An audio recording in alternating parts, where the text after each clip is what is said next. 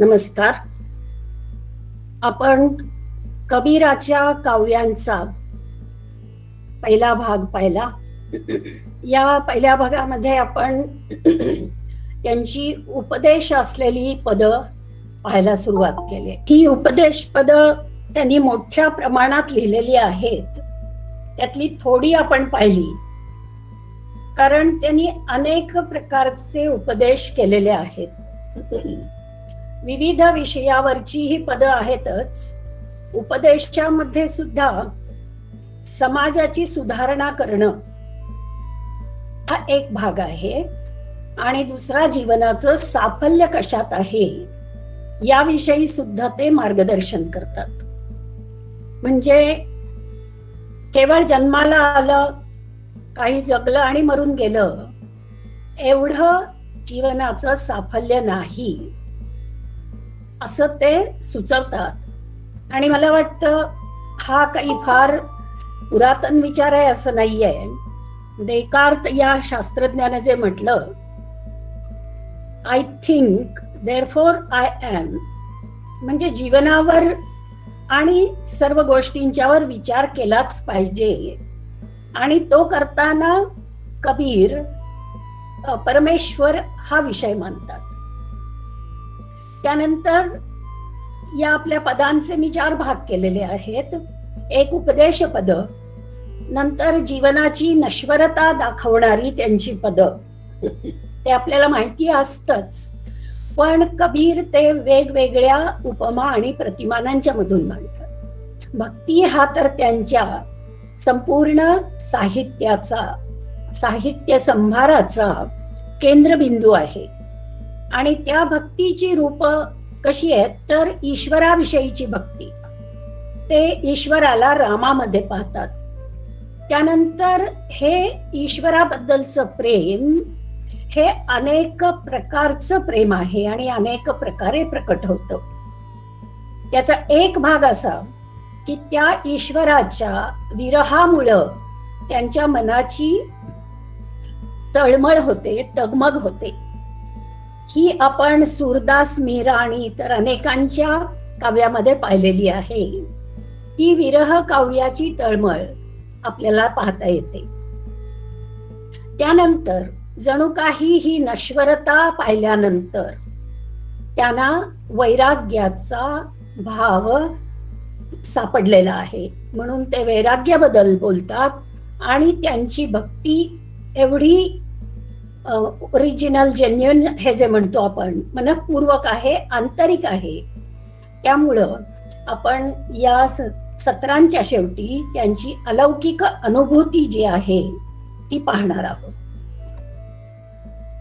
तर आपण पाहिलं की त्यांनी सांगितलं, माणसं जप करतात बरेच वेळा, पण अगदी हे उघड सत्य आहे की त्या मणी फिरवण्यामध्ये मन असतं असं नाही.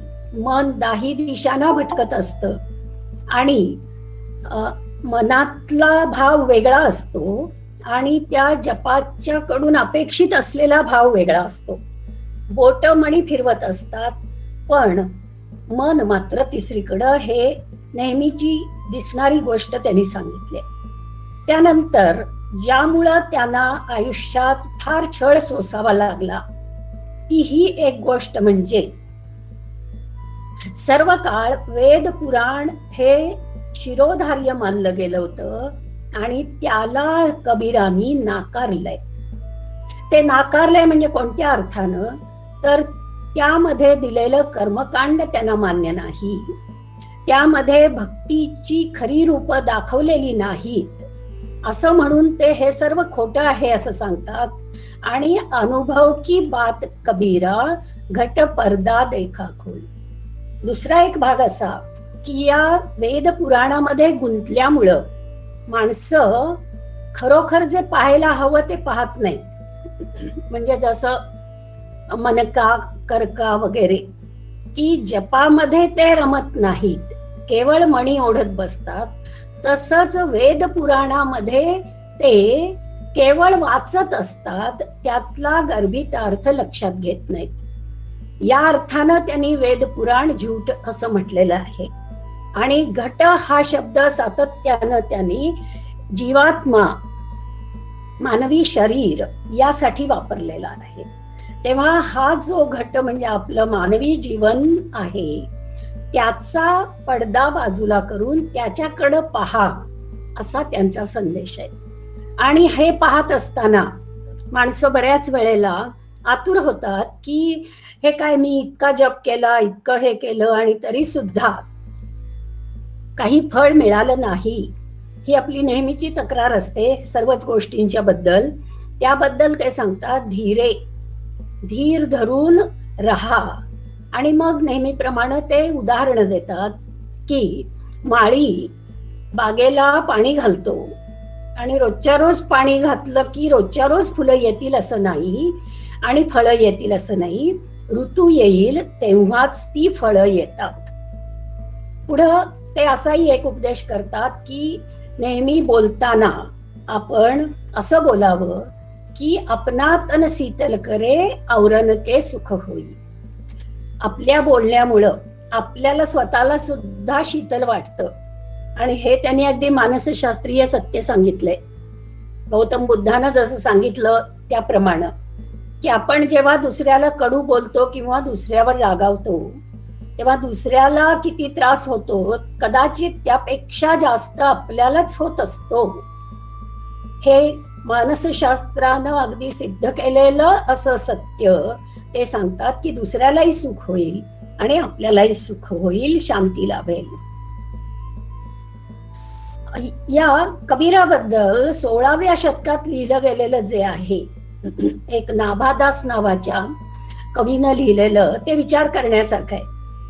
त्यांनी कबीरांच्या कर्तृत्वाचा इथं सारांशच काढलाय की कबीरांनी वर्णाश्रम षट दर्शन हे क्रायटेरिया, निकष मानले नाहीत. आणि जो धर्म भक्तीपासून दूर असेल, म्हणजे निव्वळ कर्मकांडामध्ये रमलेला असेल, तो धर्म नाही, त्याला त्यांनी अधर्म म्हटलं. आणि भजन, भक्तीनं केलेलं भजन हे नसेल तर जोग, यज्ञ, व्रत, दान हे सगळं त्यांनी तुच्छ आहे असं दाखवलं. हिंदू तुरक प्रमाण, हिंदू आणि मुस्लिम यांना प्रमाण मानली जावीत अशी त्यांनी 3 त्यांच्या काव्यसंग्रहांची नावं दिली आहेत. रमैनी, शब्दी आणि साखी. बहुधा बीजक हेही त्यांचंच असणार आहे. तर या सर्वांच्यासाठी कबीर हे इम्पार्शल, पक्षपात नाही, पार्शालिटी न करता सर्वांना समान न्याय देऊन त्यांनी सर्वांच्या हिताचं रक्षण होईल अशा प्रकारचा धर्म सांगितला, असं या नाभादासांनी सांगितलंय. आणि कबीरांचं साहित्य वाचल्यानंतर आपल्याला ते खोटं वाटत नाही. किंबहुना अगदी थोडक्यात त्यांनी कबीरांच्या जीवनाचं सारच सांगितलंय असं म्हटलं पाहिजे. या उपदेशाची पदं अनेकच आहेत आणि उदाहरणं अनेक आहेत आणि ती आपल्याला काव्य म्हणून आकर्षक वाटतात. एक उदाहरण देतात ते की खजुराचं झाड खूप मोठं असतं.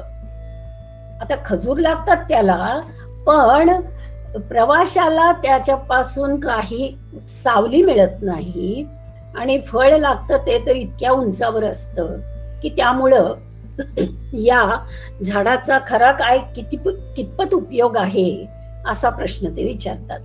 अर्थात त्यांना खजुराबद्दलची अप्रीती दाखवायची नाही आहे. त्यांना म्हणायचंय, माणसं नुसतीच मोठी होतात पण दुसऱ्यांच्यासाठी ती काही करतात का, त्यांच्या कार्यातून दुसऱ्यांना काही फायदा होतो का, याचा विचार करायला त्यांनी सांगितलंय. साधूचं लक्षण सांगतात ते सुपासारखं, साधी उपमा दिली, सुपासारखा असावा त्याचा स्वभाव. सार सारको गहीर हे, थोथा देई उडाय. भुस्सा उडवून देईल आणि दाणे आणि सार हे राखून ठेवेल. असं जे सूप करत असतं तसं साधून केलं पाहिजे. स्वच्छता बाह्य केवळ पुरेशी नाही. नहाये धोये क्या हुआ जो मन मैल न जाए. माणसाच्या मनातला मळ जर जात नसेल तर त्या न्हाण्या धुण्याचा काय उपयोग आहे. याला त्यांनी अगदी अनोखी उपमा दिली आहे. मासा कायम पाण्यात असतो, पण तो काढल्यानंतर त्याचा वास जायला किती बरं वेळ लागतो.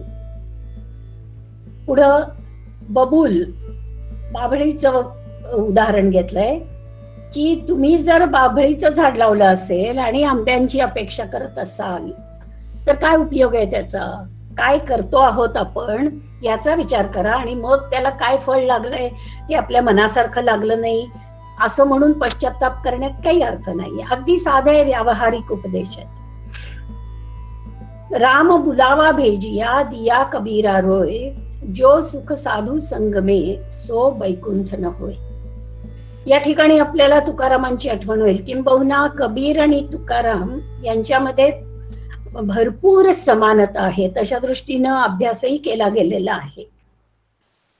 तुकारामांनी जे म्हटलं होतं आपण पुढेही पाहणार आहोत की साधू संग देई सदा न लगे मुक्ती आणि संपदा. यातलं काही जरी नाही मिळालं तरी चालेल. तसंच कबीर म्हणतात साधूच्या संगतीमध्ये वैकुंठच आहे, त्याच्याशिवाय दुसरं वैकुंठ नाही. म्हणून त्यांना रामानं बोलवल्यावर वाईट वाटतंय. सज्जन सो सज्जन मिले होवे दो दो बात, गधा सो गधा मिले खावे दो दो लात. अगदी एक व्यावहारिक निरीक्षण मनुष्यांच्या स्वभावावर टीका करण्यासाठी त्यांनी योजलेलं आहे.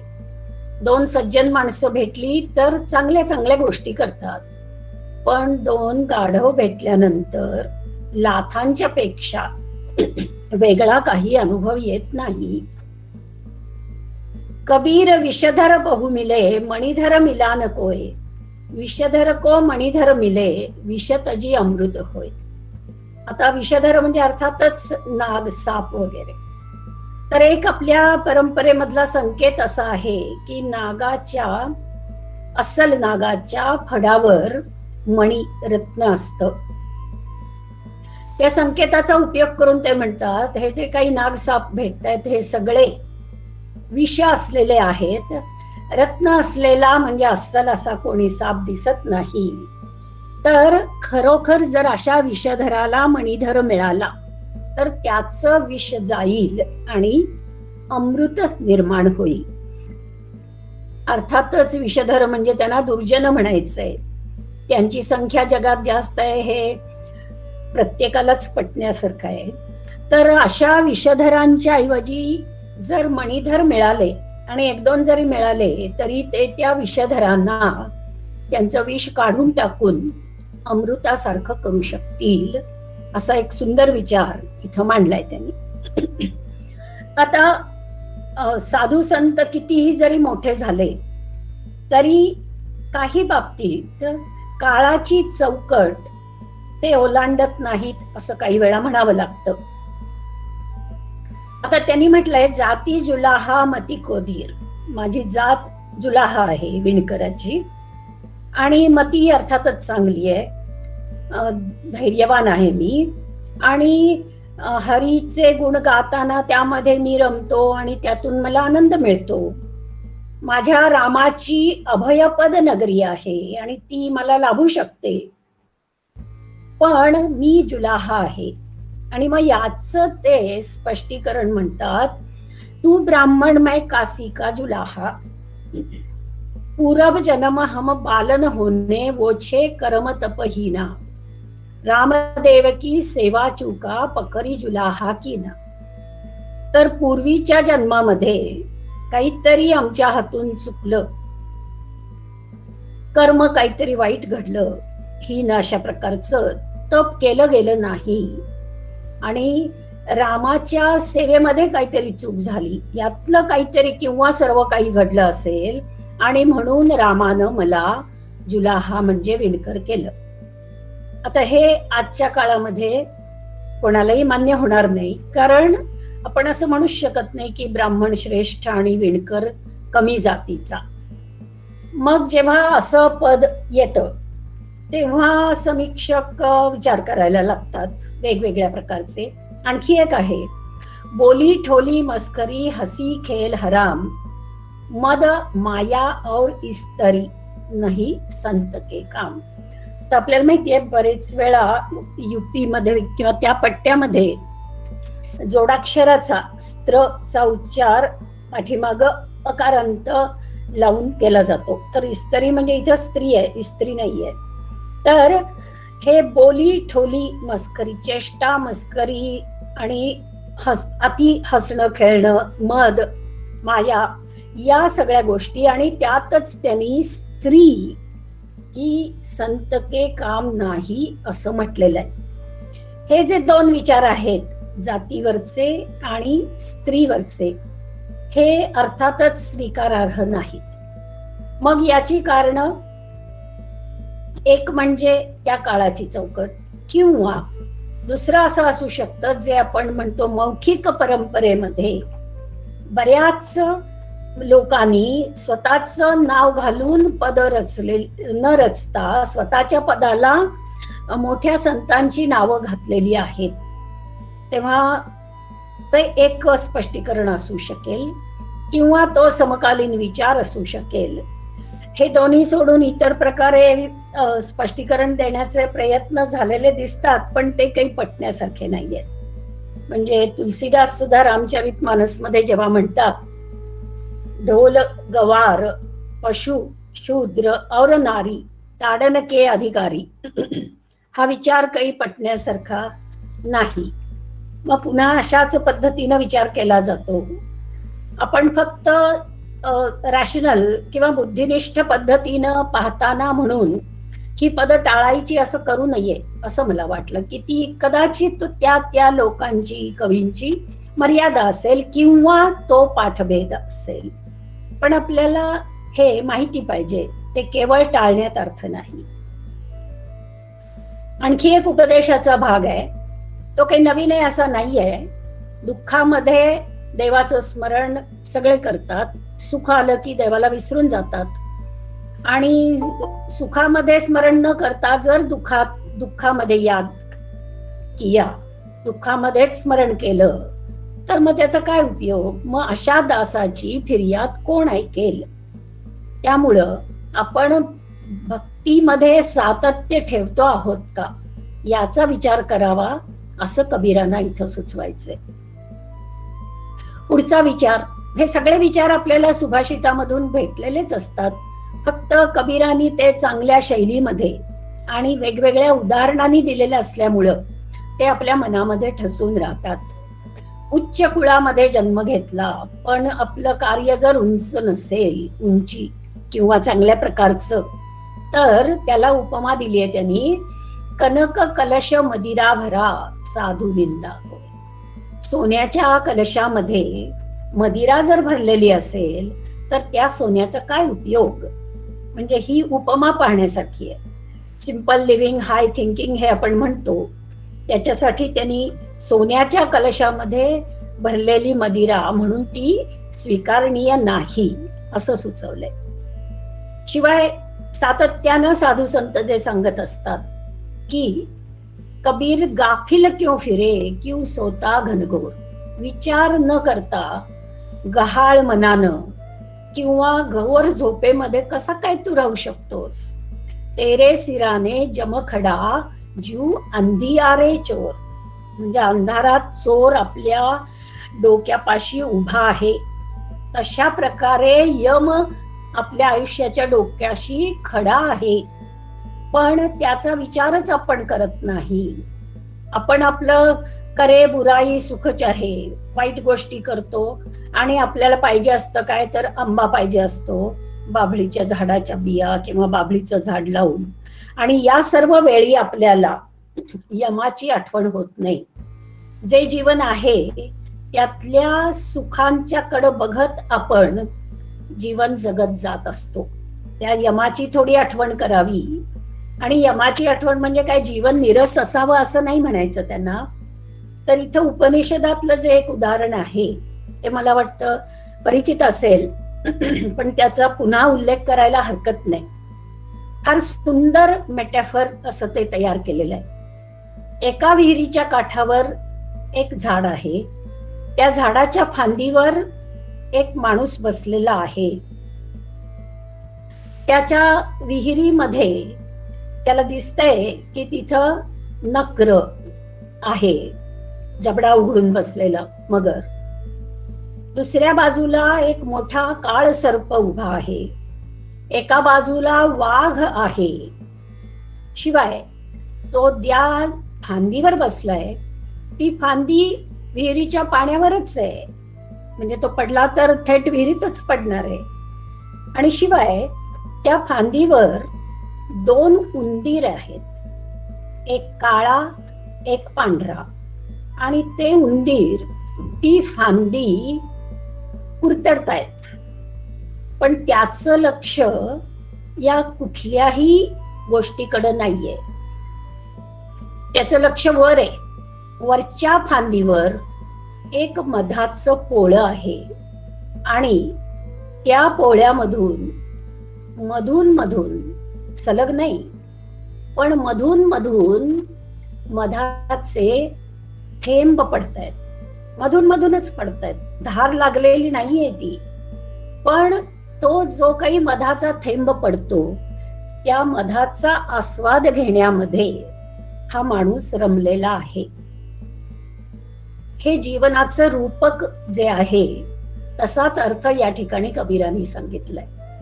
माणसाला दिसत असतं की एका बाजूला वाघ, साप, मृत्यूची वेगवेगळी रूप आसपास पसरलेली आहेत. शिवाय तो ज्या फांदीवर बसलेला असतो जीवनाच्या, त्या फांदीला काळा उंदीर म्हणजे रात्र, पांढरा उंदीर म्हणजे दिवस, हे 2 जण कुरतडत असतात. आणि त्यांच्या कुरतडण्यातून, दिवस आणि रात्रीच्या कुरतडण्यातून ती फांदी तुटणार आहे. आणि फांदी तुटली की तो माणूस थेट पाण्यामध्ये मगरीच्या तोंडात किंवा पाण्यात बुडून मरणार आहे. हे सगळं दुर्लक्षित करून माणूस केवळ त्या सुखाच्या कधीतरी मिळणाऱ्या थेंबावर केंद्रित लक्ष करून राहत असतो. तेच इथं त्यांनी डोक्याशी यम उभा आहे या प्रतिमानामधून सांगितलेलं आहे. आणि जसं तुकारामांनी सांगितलंय, सुख पाहता जवा पाडे, दुःख पर्वता एवढे. जवा इतकंच मधाचे थेंब आहेत ते, पण त्यामध्येच रमलेला माणूस आहे आणि आपल्या डोक्याशी असलेल्या यमाचा त्याला काही पत्ता नाहीये. अशा प्रकारचं एक टळटळीत सत्य कबीर आपल्या पुढं ठेवतायत. हे आपलं असं का होतं की आपण या सत्याकडे न पाहता कशामुळं या दुःख असून सुद्धा त्यांच्याकडं किंवा इतर गोष्टींच्याकडे लक्ष का देत नाही? तर माया. आदी शंकराचार्यांच्या पासून सांगितलं गेलेलं जे सत्य आहे की माया आहे हे सर्व, आणि ब्रह्म हे एक सत्य आहे. पण ती माया मरत नाही, आपलं मन मरत नाही, शरीर मेलं तरी मन मरत नाही, हे तर आपल्याला माहितीच आहे. आशा तृष्णा मरत नाहीत. आणि म्हणून कबीर सांगतात की ही माया, आशा तृष्णा हे प्रथम मेलं पाहिजे, मग शरीर मेलं तरी इतकं काही बिघडणार नाहीये. आपल्या या असल्या जीवनाच्या दुःखांच्या मध्ये किंवा चुकांच्या मध्ये असणारा आणखी एक अडसर त्यांनी सांगितलेला आहे. हिंदू आणि मुस्लिम यांच्यामधले जे काही झगडे आहेत ते अर्थात आपण आजही पाहतो आहोत, त्या मध्ययुगामध्ये सुद्धा होते. पण गोष्ट अशी की कबीरांना या दोघांच्याकडूनही त्रास होत होता. आपण पाहिलंय की त्यांची जाती, जन्म वेगळा आणि सांभाळ वेगळा, पण त्या दोन्हीवरही त्यांचं प्रेम होतं. आणि म्हणून त्या दोन्ही धर्मातल्या वाईट गोष्टींच्यावर प्रहार करणं त्यांनी सोडलं नाही. तेव्हा ते म्हणतात, हिंदू कहे राम पिया राम, तुर्क कहे रे माना, आपस में दो लडी लडी मुळे, दोघं लढाया करून मरण पावतात, मरमन कोऊ जाना. कोणालाही त्यातलं मर्म मात्र समजलेलं नाही. टळटळीत सत्य आहे, ढळढळीत आज सुद्धा दिसणारं, जगभरात दिसणारं हे सत्य आहे. आणि असं वाटतं की इतक्या, केवळ कबीर नाही, इतक्या जणांनी सांगून सुद्धा माणूस जात पूर्णपणानं शहाणी व्हायला काही तयार नाही, असंच म्हणावं का आपण? ते सांगतात, निंदक नियरे राखिये अंगन कुटी छवाय, बिन पाणी साबून बिना निर्मल करे सुभाय. निंदक आपल्याला नको असतो, स्तुती करणारे भाट वगैरे आपल्याला हवे असतात. तर कबीर सांगतात त्यांना जवळ ठेवा.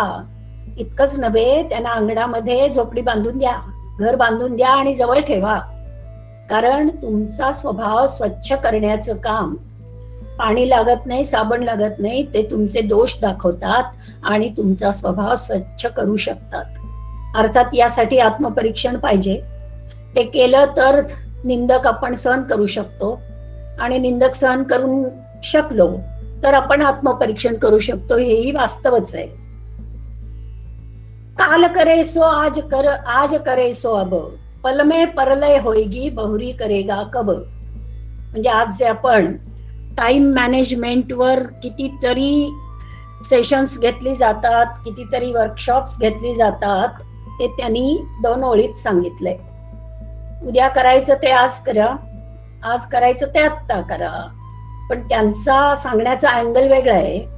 पलमय परलय होईगी, कदाचित प्रलय होईल आणि मग कधी करणार ते काम. अर्थात त्यांनी ही प्रलयाची भीती दाखवली आहे. ती कदाचित टाइम मॅनेजमेंटच्या दृष्टिकोनातूनच असेल. अर्थात गोलमाल या चित्रपटामध्ये या कपलेटचं विडंबन केलेलंही माहिती असेल आपल्याला. काल करे सो आज करे सो काल कर, कल करे सो परसो, क्यों इतनी जल्दी है जब जीना है बरसो, असं म्हटलेलं आहे. पण तो विनोद झाला. खऱ्या अर्थानं आपण टाइम मॅनेजमेंट कडेच लक्ष दिलं पाहिजे.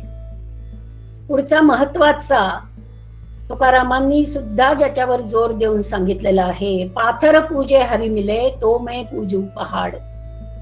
जर दगडाची पूजा करून हरी मिळत असेल तर मी पहाड पर्वताची एखादी पूजा करीन, किंवा घर की चाकी को ना पूजे जाका पीसा खाय. जात्याची का नाही मग पूजा करत? ते जात तर दगडीच असतं. ते निदान धान्य दळून देतं आणि अन्न खाता येतं. हा अर्थातच दगडाच्या देवाची पूजा करण्यावरचा आघात आहे. तीर्थी धोंडा पाणी, देव रोकडा सज्जनी, हे तुकारामांनी म्हटले तसंच आहे. हे याच्यामध्ये मूर्तीपूजेवर आक्षेप नाहीये, तर केवळ मूर्तीमध्ये देव पाहण्यावर आक्षेप आहे. बुरा जो देखन मैं चला बुरा न मिलिया कोय, जो दिल खोजा अपना मुझसे बुरा न कोय. कोण वाईट माणसं आहेत म्हणून बघायला आपण नेहमीच जात असतो आणि आपल्याला फार मोठी यादी मिळत असते. कबीर म्हणतो, मी पण असंच बघायला निघालो, पण काय मला दिसलं नाही वाईट कुणी. कारण मध्येच मी माझ्याकडं स्वतःकडं बघितलं, आरशात बघितलं, आणि मग माझ्या लक्षात आलं माझ्यापेक्षा वाईट माणूस नाहीच आहे जगामध्ये. तेव्हा शोधायला जाण्यात अर्थ नाही. म्हणजे ते जे म्हटलं जातं की do you want to improve the world, then improve yourself. स्वतःला सुधारा म्हणजे जग आपोआप सुधारेल. म्हणजे ही बरीचशी मॅनेजमेंट मधली किंवा मानसशास्त्रातली तत्व या कबीरांनी काय किंवा इतर साधू संतांनी आपल्याला सांगून ठेवलेली आहेत. मसी कागज छुआ नाही, कलम लिया नाही हात. आणि इथं परमेश्वराची भक्ती आपण किती मनापासून करतो यावर त्यांनी बोट ठेवलंय. ते म्हणतात, मी कशी भक्ती करतो की मला काय शाही कागद लागत नाही. यह तन जालो मसी करो. मी माझं शरीर जाळून, आपल्याला माहितीये की ते भुकटीची शाही करत असत त्या काळात. तर ते म्हणतात की असं मी माझं शरीर जाळलं आणि त्याची शाही केली आणि रामाचं नाम लिहिलं आणि हाडांनी करंककी ती लेखणी केली आणि रामाचं नाव लिहिलं. पुढे अनेक वेळेला त्यांनी जे म्हटले भक्तीच्या संदर्भात की भक्ती करणं काय सोपं नाहीये. भक्तीचा अर्थ तुम्ही सर्वस्वानं भक्ती केली पाहिजे. म्हणजे जे आपण पाहिलं होतं, शरणागती ही परिपूर्ण पाहिजे. मी शरण आलोय एवढा भाव सुद्धा राहता कामा नये. हे जे तत्व आहे तेच तत्व इथं त्यांनी सांगितले. पढत गुणत रोगी भया, बढा बहुत अभिमान, भीतर तपजू जगत का घडी ना परतिशान. पढत गुणत त्यांचा दांभिक विद्वत्तेला मोठा आक्षेप आहे. त्यांच्या मते विद्वत्ता मिळवली म्हणजे शहाणपण आलं असं नाही, उलट अभिमान वाढत जातो, गर्व वाढत जातो आणि जगातला ताप वाढतो आणि घडी ना परती शांत, एक घडीभर सुद्धा शांतता मिळत नाही. ज्ञानी दाता बहुमिले, तेच तत्व सांगितले. पंडित कवी अनेक, राम रटा इंद्री जिता कोटी मध्ये एक. पुष्कळ ज्ञानी बघितले, पंडित बघितले, कवी बघितले, पण खऱ्या अर्थानं इंद्रियावर विजय मिळवून जप करून जो कोणी खरा शहाणा असा माणूस कोटी माणसामध्ये एखादाच मला मिळाला. जगामध्ये जास्त भर कुणाची आहे तर त्या दांभिक पंडितांचीच आहे. टी.एस. इलियट हा इंग्रजी मधला 20व्या शतकातला कवी, त्यानं तेच म्हटलं होतं, where is knowledge lost in information, दांभिक पांडित्यामध्ये. Where is wisdom lost in knowledge. ज्ञान वेगळं, शहाणपणा वेगळा. हे तत्व 20व्या शतकात सुद्धा इलियटला सांगावं लागलं आणि 16व्या शतकात कबीरांनी ते आधीच सांगून ठेवलेलं आहे. या अशाच पढत पांडित्यावर अनेक वेळा त्यांनी जी टीका केली आहे त्यातली ही टीका अशी आहे, पढे गुणे सीखे सुने मिटीन संशय सूल, कहे कबीर कासो कहू येही दुःख कामू. इतकं वाचून मनातला संशय तर जात नाही आणि मग शूलासारखा हा सल तसाच राहतो आणि माझ्या मते कबीर म्हणतात हेच दुःखाचं मूळ आहे. पुढचेही सोपे आहेत. मन मैला तन उजला बगुला कपटी अंग. ह्या बगळ्यावर अर्थात खूप जणांनीच लिहिलंय की पांढरा शुभ्र असतो खरा, पण मन त्याचं मलिन असतं. त्याच्यापेक्षा कावळा बरा, बाहेरचा रंग आतला रंग एकच असतो. आणि पण त्याच कावळ्याबद्दल ते म्हणतात, सकलव दुर्मती दूर कर आजच्या जन्म बनाव, काग गवन गती छोडके हंस गवन चलित आव. कावळ्याची गती ही काही फारशी चांगली असते असं नाही, त्यापेक्षा हंसाच्या गतीनं आपण चालावं.